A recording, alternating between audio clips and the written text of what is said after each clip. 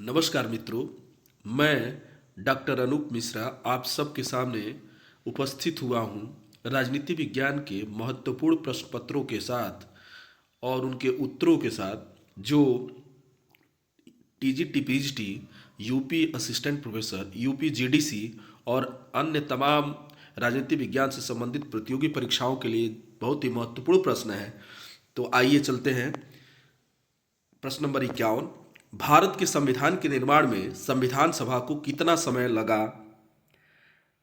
ए 2 वर्ष 11 माह 18 दिन, बी 2 वर्ष 7 माह 23 दिन, सी 3 वर्ष 4 माह 14 दिन, डी 3 वर्ष 11 माह 5 दिन।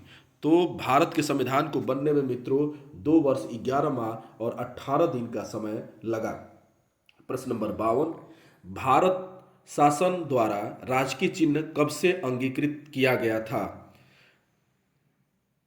ऑप्शन ए 15 अगस्त 1948 को, ऑप्शन बी 2 अक्टूबर 1947 को, ऑप्शन सी 26 जनवरी 1948 को और ऑप्शन डी 26 जनवरी 1950 को। तो आप जल्दी जल्दी बताइए कमेंट बॉक्स में लिख के। 52 नंबर का उत्तर होगा डी अर्थात 26 जनवरी 1950 को। 26 जनवरी 1950 को भारत शासन द्वारा राजकीय चिन्ह अंगीकृत किया गया था। प्रश्न नंबर 53। संविधान निर्मात्री परिषद की झंडा समिति के अध्यक्ष कौन थे? A C Rajagopalachari, B doctor Rajendra Prasad, C J B Kripalani, D doctor Bhimrao Ambedkar.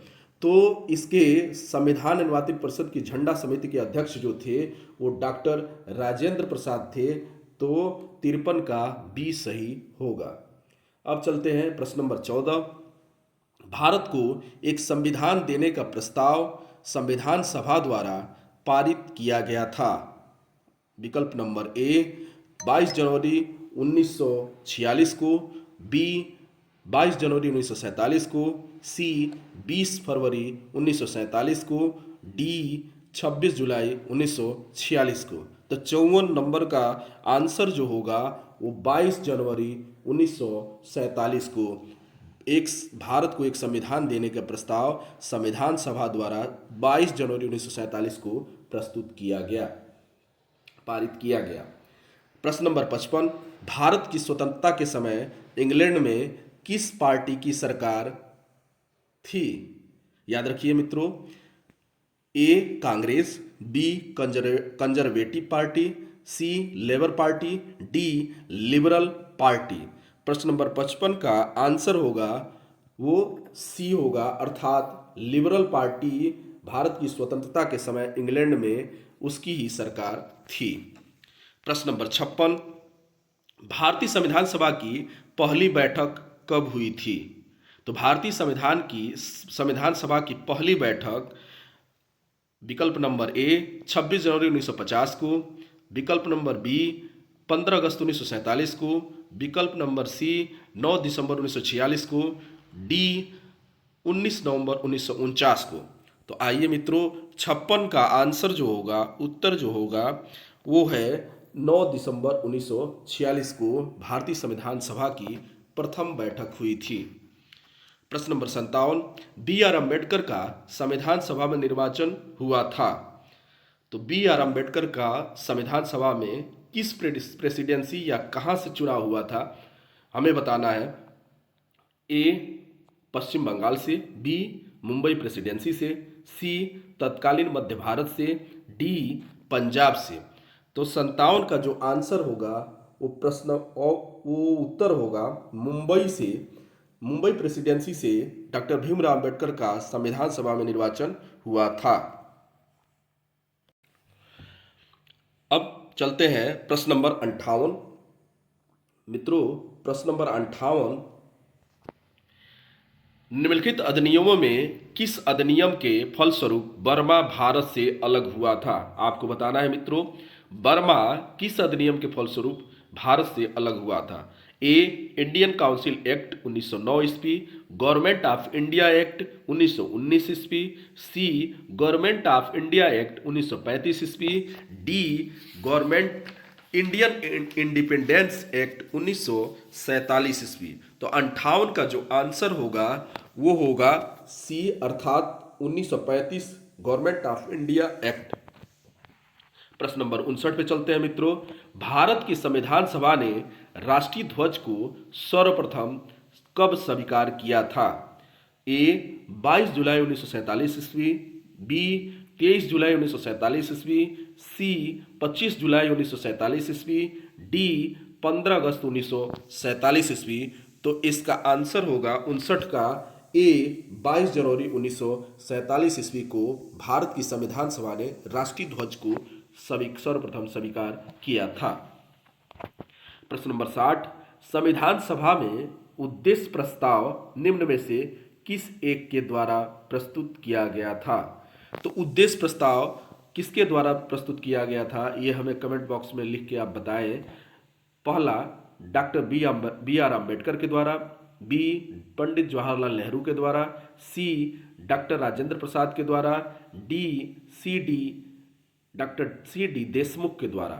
तो प्रश्न नंबर 60 का जो आंसर होगा वो पंडित जवाहरलाल नेहरू के द्वारा संविधान सभा में उद्देश्य प्रस्ताव प्रस्तुत किया गया था। प्रश्न नंबर 61, भारतीय संविधान को 26 नवंबर 1949 को किसके द्वारा अधिनियमित किया गया था? एक बार पुनः प्रश्न को सुन लें। भारतीय संविधान को 26 नवंबर 1949 को किसके द्वारा अधिनियमित किया गया था? तो पहला ऑप्शन है संविधान सभा द्वारा, दूसरा ऑप्शन है भारत के गवर्नर जनरल द्वारा, तीसरा भारतीय संसद द्वारा और चौथा ब्रिटिश संसद द्वारा। तो 61 का जो आंसर है वो है भारतीय संविधान सभा द्वारा, यानी संविधान सभा द्वारा भारतीय संविधान को 26 नवंबर 1949 को अधिनियमित किया गया था। प्रश्न नंबर 62, निम्नलिखित में से कौन अगस्त 1946 ईस्वी में गठित प्रथम अंतरिम राष्ट्रीय सरकार का सदस्य नहीं था? A C Rajagopalachari, B doctor Rajendra Prasad, C doctor S Radhakrishnan, D Jagjivan Ram. तो 62 का जो आंसर होगा वो सी डॉक्टर एस राधाकृष्णन, उन जो अगस्त 1946 ईस्वी में गठित प्रथम अंतरिम राष्ट्रीय सरकार का सदस्य डॉक्टर एस राधाकृष्णन नहीं थे।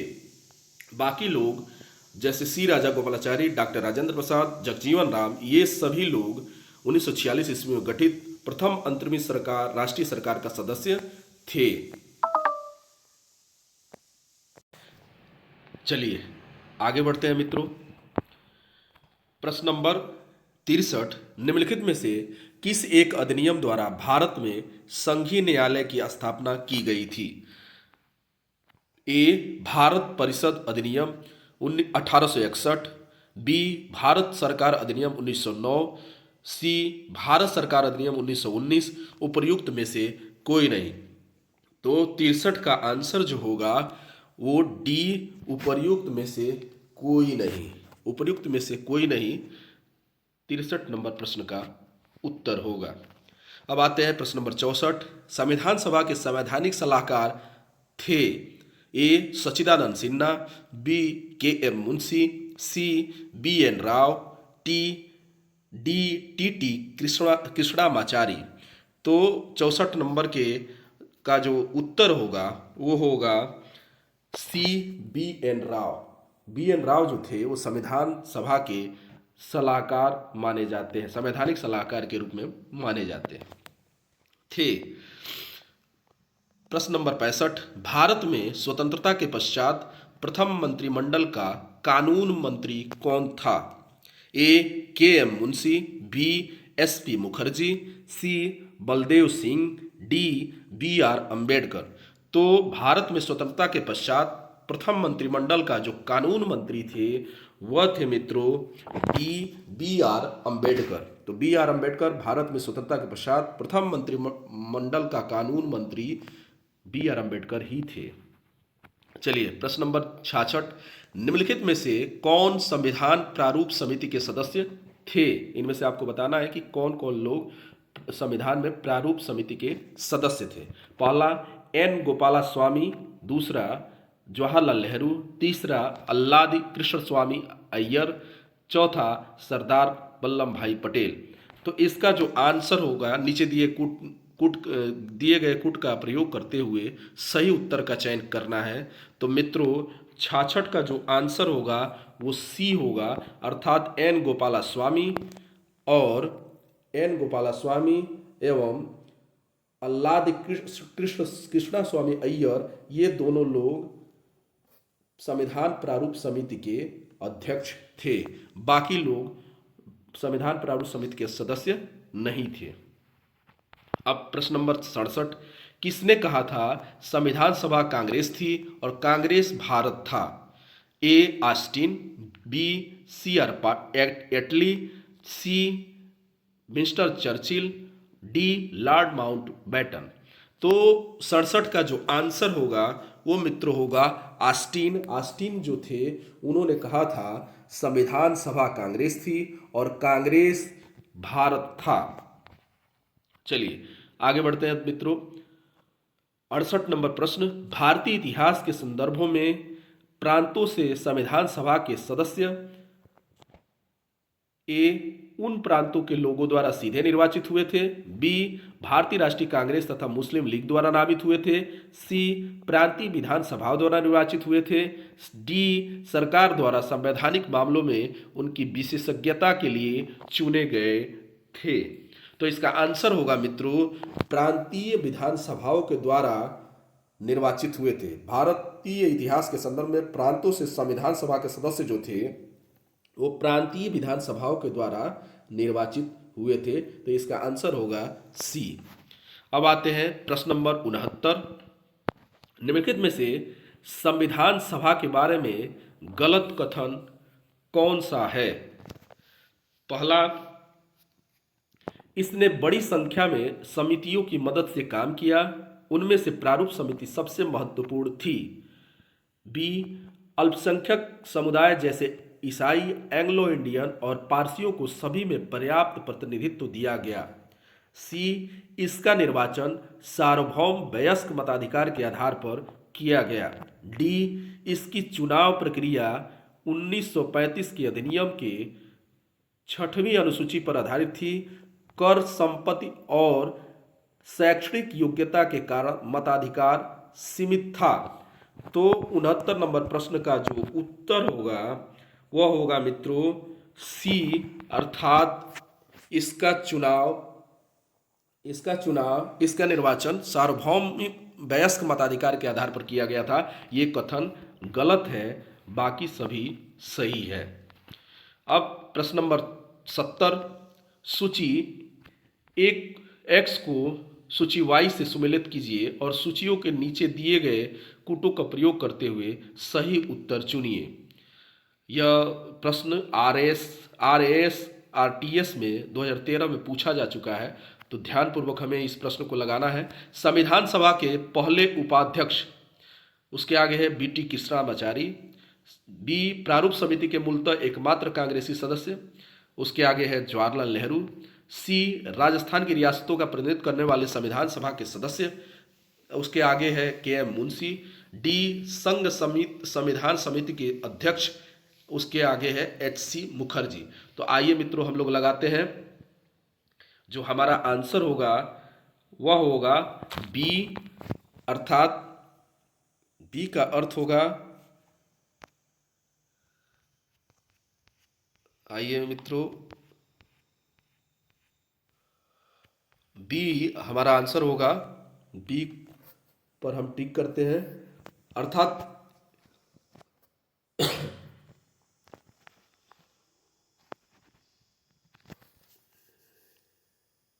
बी का जो आंसर है वो हम बी पर टिक करते हैं और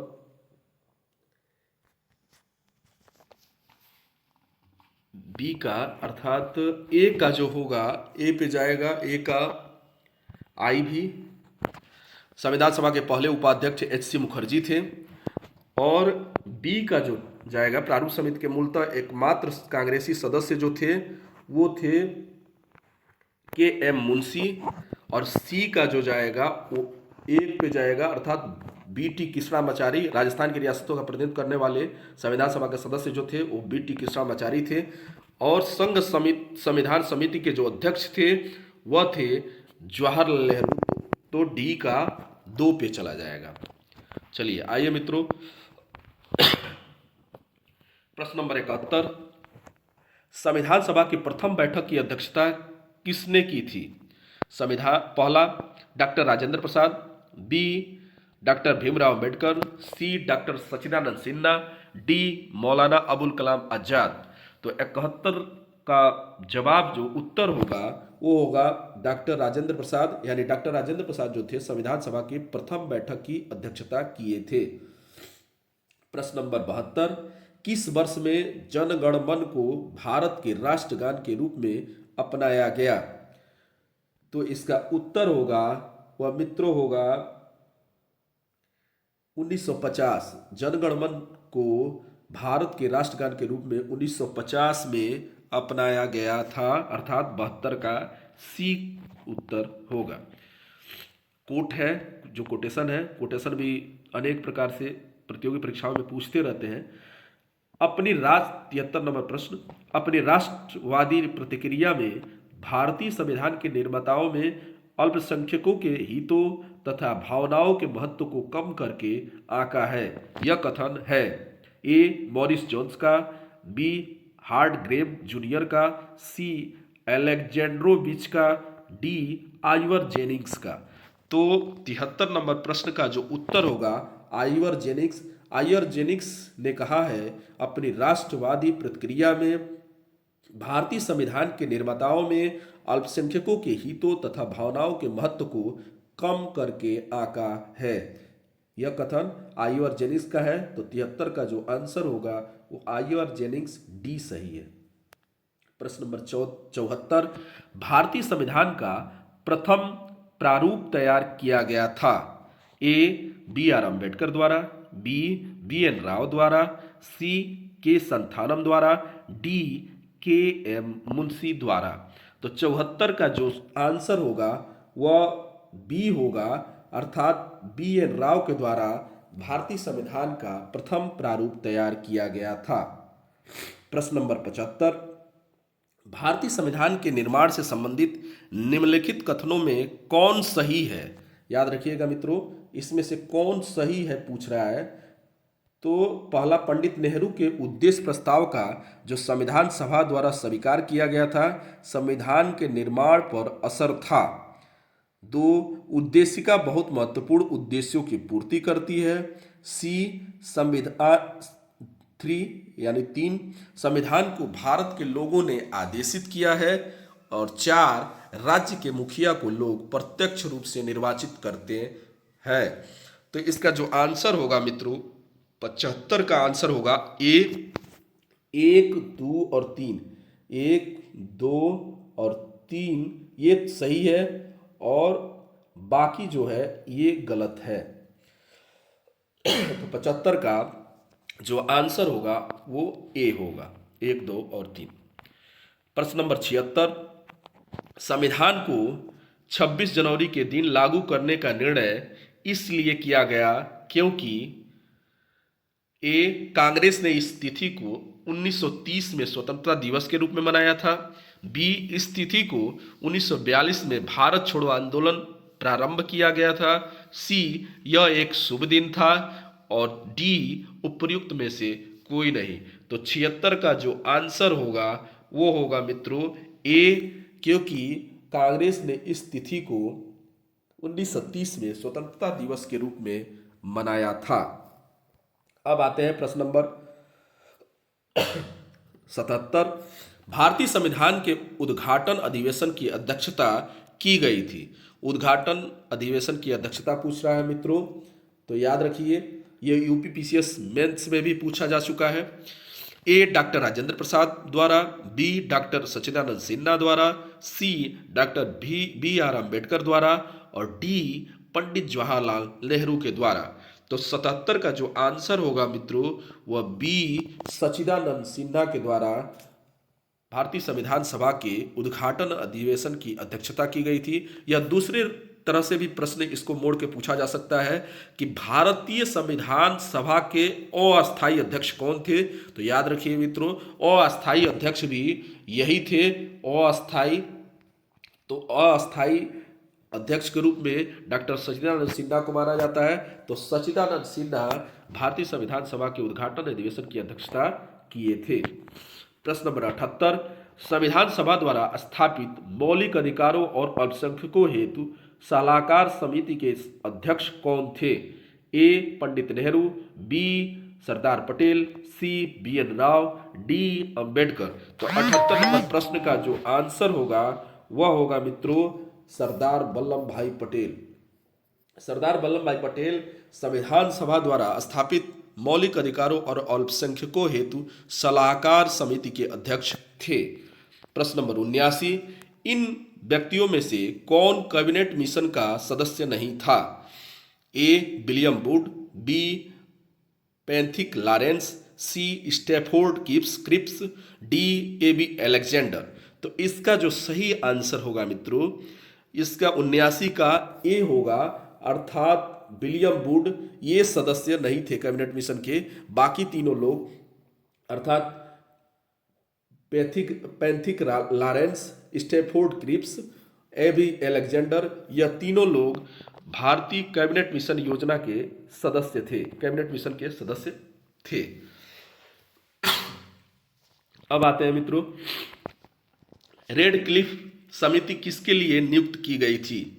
भारत में अल्पसंख्यकों की समस्या को सुलझाने के लिए, बी स्वतंत्रता विधेयक को कार्य रूप में परिणत करने के लिए, सी भारत और पाकिस्तान के बीच सीमाओं को निर्धारित करने के लिए, और डी पूर्वी बंगाल के दंगों की जांच करने के लिए। तो 80 का जो आंसर होगा मित्रों वह होगा भारत और पाकिस्तान के बीच सीमाओं को निर्धारित करने के लिए रेड क्लिफ समिति बनाई गई थी। प्रश्न नंबर 81, भारतीय संविधान में कुल कितनी महिलाएं सदस्य थी। ये बहुत ही महत्वपूर्ण प्रश्न है मित्रों, ये बार बार पूछता है। भारतीय संविधान सभा में कुल कितनी महिलाएं सदस्य थी। ए 15, बी 13, सी 12, डी 10। तो इसका आंसर जो होगा वो 15, याद रखिए, इसको रट लीजिए। 15 सदस्य भारतीय संविधान सभा में कुल महिलाओं की संख्या थी। प्रश्न नंबर 82, संविधान सभा में भारतीय संविधान का तृतीय वाचन कब प्रारंभ हुआ था। ए 14 नवंबर 1949, बी 14 नवंबर 1948, सी 25 नवंबर 1948, डी 25 नवंबर 1949। तो 82 का जो आंसर होगा वो होगा ए 14 नवंबर 1949 को भारतीय संविधान का तृतीय वाचन प्रारंभ हुआ। अब प्रश्न नंबर 83, भारत का संविधान अंगीकृत एवं अधिनियमित हुआ था। ए 26 जनवरी 1950 को, बी फरवरी यानी 11 फरवरी 1948 को, सी 26 नवंबर 1949 को, डी उपर्युक्त में से किसी तिथि को नहीं। तो 83 नंबर का जो आंसर होगा वह होगा मित्रों सी 26 नवंबर 1949 को भारत का संविधान अंगीकृत और अधिनियमित किया गया था, जो संविधान के प्रस्तावना में वर्णित है। प्रश्न नंबर 84, भारत का संघीय न्यायालय निम्नलिखित में से किस वर्ष स्थापित किया गया था। ए 1935, बी 1937, सी 1946, डी 1947 को। तो 84 का जो आंसर होगा मित्रों वह 1937 को, अर्थात भारत सरकार अधिनियम 1935 की जब रिपोर्ट आई उसके बाद ही 2 साल बाद 1937 में भारत का संघीय न्यायालय स्थापित किया गया था। अब आते हैं 85 नंबर प्रश्न पे। निम्नलिखित में से एक भारत सरकार अधिनियम 1935 की मुख्य विशेषताओं में से नहीं है। याद रखिएगा मित्रों, ये नहीं है पूछ रहा है। तो नहीं है में ए इस अधिनियम में अखिल भारतीय महासंघ का प्रावधान था, बी अवशिष्ट विषय प्रांतीय विधायिकाओं को आवंटित किए गए थे, सी यह प्रांतीय स्वायत्तता के सूत्रपात का संकेत था, डी इसने प्रांतीय स्तर पर द्वैध शासन प्रणाली को समाप्त कर केंद्र में लागू किया। तो 85 नंबर जो प्रश्न है उसका उत्तर होगा बी, अर्थात अवशिष्ट विषय प्रांतीय विधायिकाओं को आवंटित किए गए थे। ये गलत है, बाकी तीनों सही है। तो याद रखिए, बाकी तीनों 1935 की मुख्य विशेषताएं थी, लेकिन बी जो है अवशिष्ट विषय प्रांतीय विधायिकाओं को आवंटित किए गए थे, ये गलत है। तो इसका आंसर होगा बी। 85 का जो आंसर होगा बी होगा। 86, प्रश्न नंबर 86, 1935 का गवर्नमेंट ऑफ इंडिया एक्ट क्यों महत्वपूर्ण है? याद रखिए, बहुत ही महत्वपूर्ण प्रश्न है। 1935 का गवर्नमेंट ऑफ इंडिया एक्ट क्यों महत्वपूर्ण है? ए, यह भारतीय संविधान का प्रमुख स्रोत है। बी, इसके द्वारा भारत को स्वतंत्रता मिली। सी, इसमें भारत विभाजन उल्लिखित है। डी, इसके द्वारा रियासतें समाप्त हुई। तो याद रखिए, 86 नंबर प्रश्न का जो आंसर होगा यह भारतीय संविधान का प्रमुख स्रोत है। यानी लगभग 200 धाराओं को भारतीय संविधान में ज्यों का त्यों रख दिया गया। 1935 के अधिनियम के जो भी धाराएं थी, लगभग 200 अनुच्छेद उसके ज्यों का त्यों संविधान में रख दिया गया है। तो इसलिए 1935 का गवर्नमेंट ऑफ इंडिया एक्ट बहुत ही महत्वपूर्ण हो जाता है। चलिए, प्रश्न नंबर 87, वर्ष 1937 के चुनाव में कितने प्रांतों में कांग्रेस का मंत्रिमंडल बना था? ए 11, बी 9, सी 8, डी 3 यानी 3। तो 87 नंबर प्रश्न का जो जवाब हुआ, जो उत्तर हुआ, वो हो गया 8। वर्ष 1937 के चुनाव में प्रांतों में कांग्रेस का मंत्रिमंडल 8 प्रांतों में बना था। अब आते हैं प्रश्न नंबर 88, भारतीय इतिहास के संदर्भ में द्वैध शासन या जिसको कहा जाता है डायआर्की सिद्धांत किससे निर्दिष्ट करता है? ए, केंद्रीय विधानमंडल का 2 सदनों में विभाजन। बी, 2 सरकारों अर्थात केंद्रीय और राज्य सरकारों का शुरू किया जाना। सी, 2 शासक समुच्चय, एक लंदन में और दूसरा दिल्ली में होना। डी, प्रांतों में प्रत्यायोजित विषयों का 2 प्रवर्गों में विभाजन। तो 88 नंबर प्रश्न का जो आंसर होगा वह प्रांतों में प्रत्यायोजित विषयों का 2 प्रवर्गों में विभाजन होगा। इसका आंसर होगा डी। 88 नंबर प्रश्न का आंसर होगा डी। 89 नंबर प्रश्न, 1927 की बटलर कमेटी का उद्देश्य था? ए, केंद्रीय एवं प्रांतीय सरकारों की अधिकारिता निश्चित करना। बी, भारत को सेक्रेटरी ऑफ स्टेट की शक्तियां निश्चित करना। सी, राष्ट्रवादी प्रेस और सेंसर व्यवस्था अधिरोपित करना। डी, भारत सरकार एवं देशी रियासतों के बीच संबंध सुधारना। तो 89 नंबर प्रश्न का जो आंसर होगा वह भारत सरकार एवं देशी रियासतों के बीच संबंध सुधारना था, जो मुख्यतः 1927 की बटलर कमेटी का उद्देश्य था। अब आते हैं प्रश्न नंबर 90, भारत की संविधान सभा की अंतिम बैठक की सही तिथि को बताइए।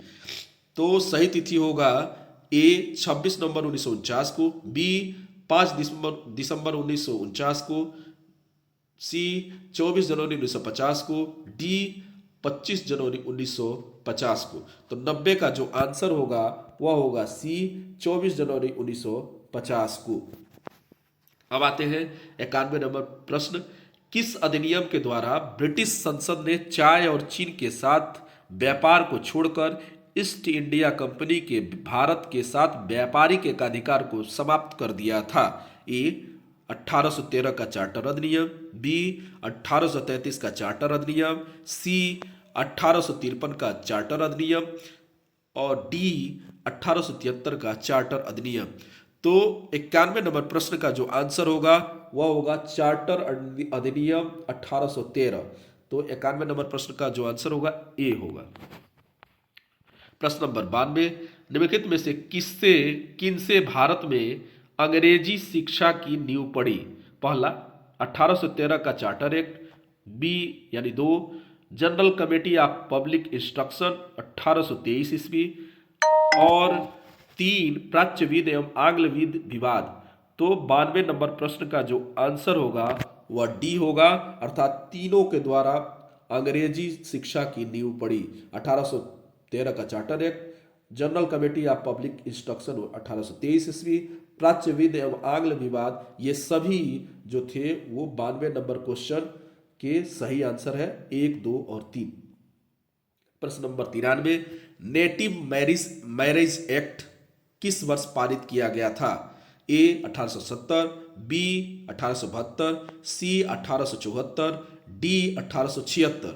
तो इसका जो आंसर होगा 93 का वह होगा 1872, यानी नेटिव मैरिज एक्ट 1872 में पारित किया गया था। प्रश्न नंबर 94, और ये संभवतः ये अंतिम प्रश्न है मित्रों। चार्टर एक्ट 1813 के संबंध में निम्नलिखित कथनों पर विचार कीजिए। एक, इसने भारत में ईस्ट इंडिया कंपनी के व्यापार एकाधिपत्य को चाय का व्यापार तथा चीन के साथ व्यापार को छोड़कर समाप्त कर दिया। दो, इसने कंपनी द्वारा अधिकार में लिए गए भारतीय राज्य क्षेत्रों पर ब्रिटिश राज क्राउन की संप्रभुता को सुदृढ़ कर दिया। सी यानी 3, भारत का राजस्व अब ब्रिटिश संसद के नियंत्रण में आ गया था। तो 94 नंबर जो प्रश्न का आंसर होगा 1 और 2, 1 और 2 ये सही है, जबकि बाकी तीसरा गलत है। तो 1 और 2 कहाँ है मित्रों? 1 और 2 ऑप्शन नंबर 1 में सही है। तो 94 नंबर प्रश्न का जो आंसर होगा वो 1 और 2 ए होगा। बहुत बहुत धन्यवाद मित्रों। आज ये अंतिम प्रश्न था, यानी हम आज इतने प्रश्नों को हमने देखा। ये सभी TGT PGT, UP assistant professor, UP GDC और भारत में तमाम ऐसे प्रतियोगी परीक्षा जो राजनीति विज्ञान में लिए जाते हैं, राजनीति विज्ञान के प्रश्न पूछे जाते हैं, उसके लिए बहुत ही महत्वपूर्ण साबित हो सकता है। इसलिए आप सभी से अनुरोध है कि इस वीडियो को देखें, लाइक करें, शेयर करें और कमेंट बॉक्स में बताएं। अगर कोई त्रुटि हो तो उसे सुधारने का प्रयास किया जाएगा। सब्सक्राइब करें और अन्य लोगों से भी करवाएं सब्सक्राइब। अनेक प्रकार से हम महत्वपूर्ण प्रश्नों के साथ पुनः आपके सामने उपस्थित होंगे। तब तक के लिए सादर प्रणाम, सादर नमस्कार।